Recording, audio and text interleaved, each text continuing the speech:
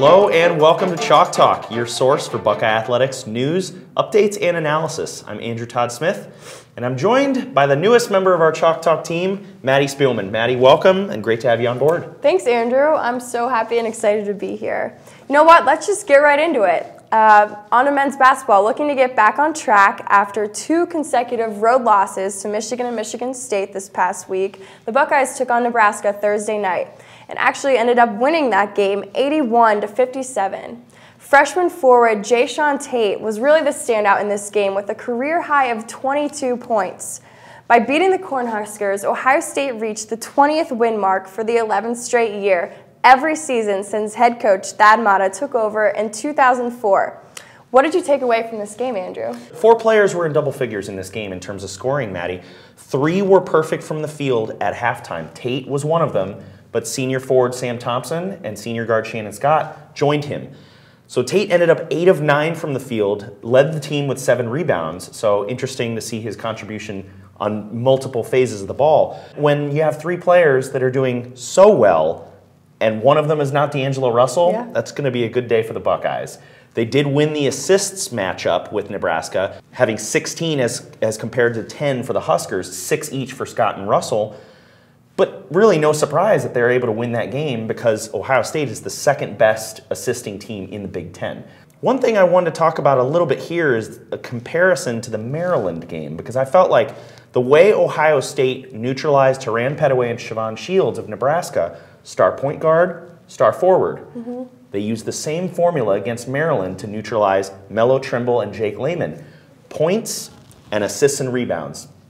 They utilized the same exact game plan, and the scoreline was nearly identical. January 29th, it was 80-56, and you said it, 81-57. So, hey, if it works, right? Exactly. Don't change it. Exactly. So, yeah, great to see the Buckeyes get back on track, as you said. That's the way that they have to do it, provided they're playing a team with that guard forward model. Gotcha. And you know what? We actually got some insight from Coach Thad Matta and Sam Thompson after the game Thursday night on what the team's mindset was following the win. The things that we had talked about in terms of our pace on offense and our activity on defense, they did a really, really nice job with that. You know, Nebraska's a team that can pose some problems in terms of matchups, and you know, we made some alterations throughout the course of the game. Guys did a great job picking it up out of timeouts. They did a good job executing offensively out of timeouts, and you know, that kind of tells you our minds where they need to be. You know, in the same way that you have to recover from a loss, you have to put the win behind you. You know, it obviously feels good to win, feels better than it does to lose. But Purdue doesn't care that we just won by 25. You know, we got to have a few good days of practice and come ready to play on Sunday. So, Andrew, we heard there from Sam Thompson, the team knows it couldn't afford to get complacent with 3rd place Purdue coming to the shot this Sunday for honestly somewhat of a redemption game for the Buckeyes. Purdue actually beat the Buckeyes earlier in February by a score of 60-58, which was kind of heartbreaking if you ask me. Yeah, OSU was trying to avoid the regular season sweep to the Boilermakers, something they were not able to accomplish against conference rival Iowa. So it was a pretty exciting game with a lot on the line for both teams. So Ohio State trailed by 12 at the break, but they were able to get the win 65-61. How were they able to do it? Okay, so we just talked about Tate, Thompson, and Scott having great games against Nebraska. The 4th guy that scored in double figures in that game, well, he did the same thing against Purdue. D'Angelo Russell, 28 points and 7 boards to lead the team. He's been named one of 10 finalists for the Wayman Tisdale National Freshman of the Year Award. Awarded also Big Ten Freshman of the Week honors, his 7th such, sharing it with Melo Trimble, who we just talked about. But how they did it. They held Purdue to 41.7% shooting in the second half while shooting 54.5% themselves after the break. They played disciplined basketball after they came out of the locker room at halftime. They only committed 4 turnovers as opposed to Purdue's 8 in the second half. They commit the most turnovers of any team in the Big Ten, 13.1 a game. So, but the main thing that stuck out to me was Ohio State won the rebounding battle. When you have a 7-foot starting center who's your points leader in A.J. Hammonds, and his relief guy, Isaac Haas, is 7'2", and Ohio State wins that rebounding battle, that's an outstanding game plan executed by the Buckeyes as a team. They didn't have to rely on Amir Williams' size at 6'11". mean, we just said it. Russell had the most rebounds. So again, Yeah. they coalesced as a team, and they were able to get the victory. So they will head to Happy Valley to take on the Nittany Lions of Penn State on Wednesday evening, and then they will be wrapping their regular season against Wisconsin, the class of the Big Ten this year. Top 10 team. Badgers are coming to Columbus, so the Buckeyes will need to finish strong to preserve what is now a 4th place spot and a double bye in the Big Ten tournament coming up. But that's a great segue into women's basketball, Yes. because their tournament is coming up. How have they been doing on the road recently, Maddie? Yeah, actually, the women just finished their regular season 21-9 after winning at Penn State 88-70 and at Nebraska 78-60. The conference record has earned them a number 3 seed and a double bye in the Big Ten tournament, taking place at the Sears Center Arena outside of Chicago this weekend, Andrew.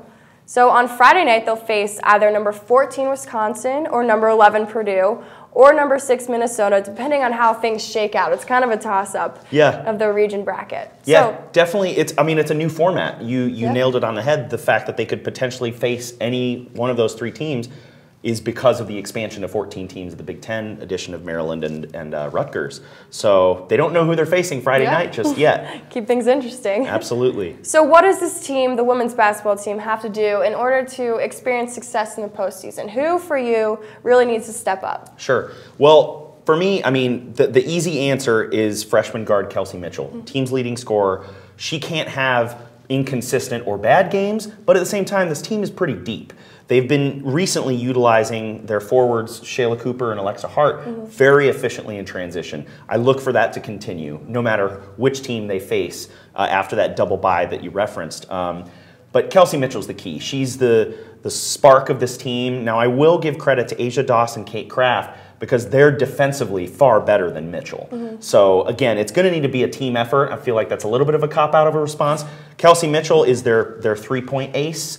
But if the other guards don't step up and play solid defense, and again, those forwards I referenced, if they're not good in transition, they could very well end up getting defeated before the semifinal or the final. But I do expect big things. There, as you said, 13-5 conference record speaks for itself. Maryland and Iowa, of course, the 2 seeds above them. So we'll have to see how they fare in Hoffman Estates, Illinois, suburb of Chicago. But speaking of other teams starting their postseason, women's ice hockey hit the road this past weekend, but they did lose 2 of their potentially 3-game series against the number 8 team in North Dakota up in Grand Forks, North Dakota. The quarterfinals of the WCHA playoffs kicked off on Friday, Maddie, and they suffered some tough defeats up there in North Dakota. Friday's decision was a 5-2 game, and the Schmidt sisters both scored. So outgoing seniors going out on a high note. But the Saturday game, Kayla Sullivan scored the lone goal for the Buckeyes, but unfortunately it was not a 1-0 Buckeye victory. They went down 2-1 in triple overtime. That's a dagger, isn't it? Absolutely. So number 8 team in the country. So, no shame in losing to a stout WCHA program. But Nate Handrahan and his women are headed home. 17-16-3 record to end the year. So unfortunate finish for them, but we wish the outgoing seniors the best and them success in the coming years.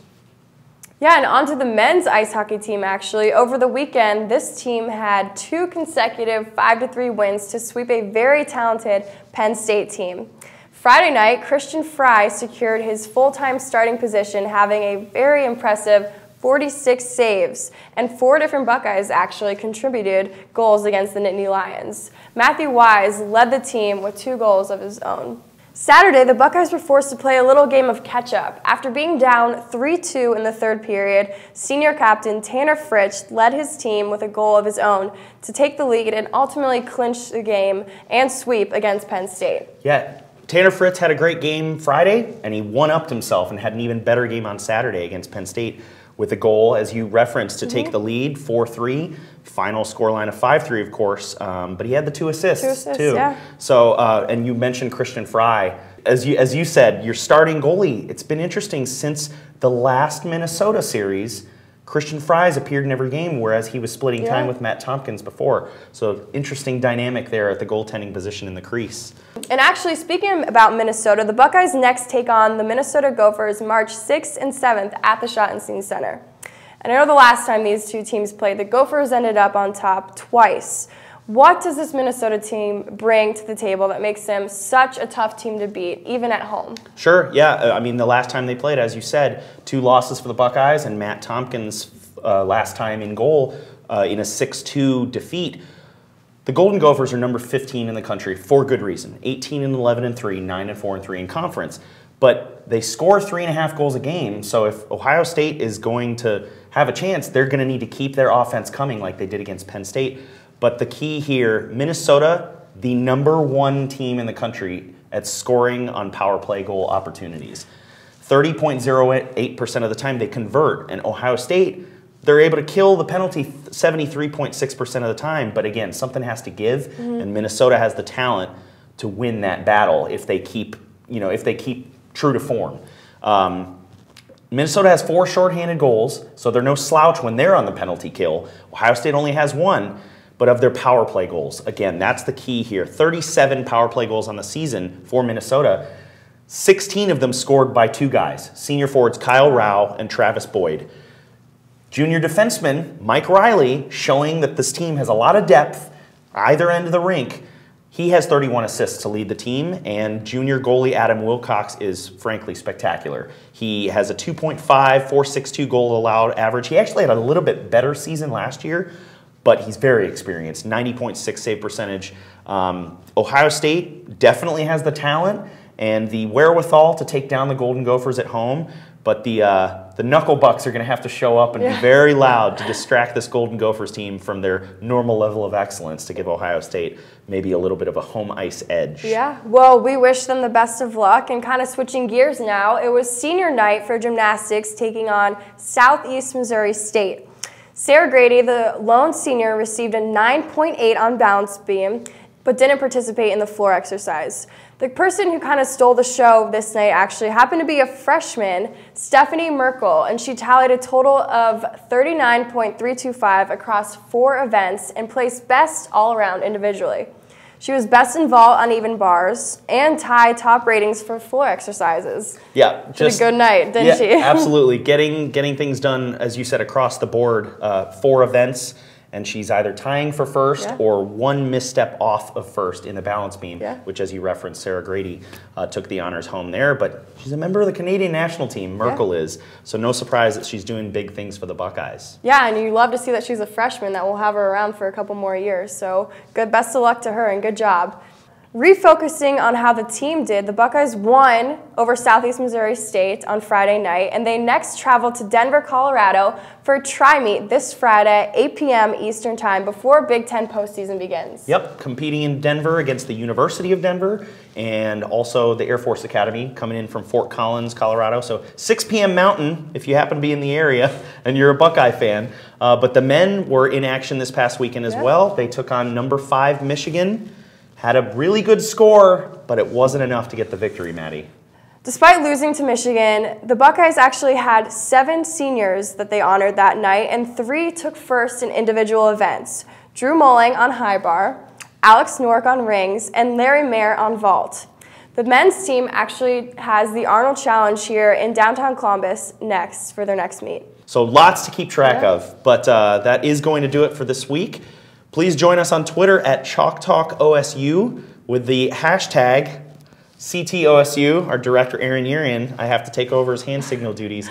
But as I said, that is going to wrap it for this week. So if you'd like to take us away, Maddie. Yeah, everyone, thanks for watching this week. Have a great week. For Andrew Todd Smith, I'm Maddie Spielman. Take care.